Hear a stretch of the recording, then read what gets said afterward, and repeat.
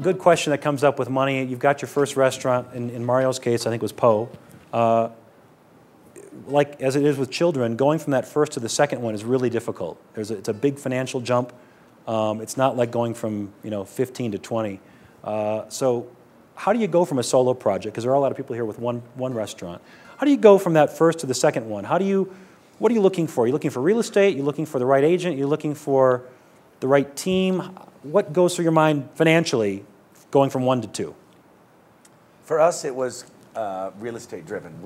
Joe and I had been talking about doing a restaurant together. He had Becco and I had Poe. And we kind of fell into the Coach House through our friend Cesare Casella and decided that was a perfect location. And that was basically how we got started. Then we figure out the financial nut, and then we figure out how we're going to finance it. At that point, we both had restaurants that were back in the days when cash was still green and the government didn't know where it all went. There was a way to get that kind of money. And we've changed our strategy since then because of our ensuing success. But at that point, we saved a lot of money in an unusual way. And then as we have since financed almost all of our restaurants, we call all of our purveyors and tell them we're going to stop paying them for 3 months. Oh. And in that way, there's a huge cash flow that you can more or less borrow from your purveyors and tell them we'll be back, don't worry, we've always paid on time.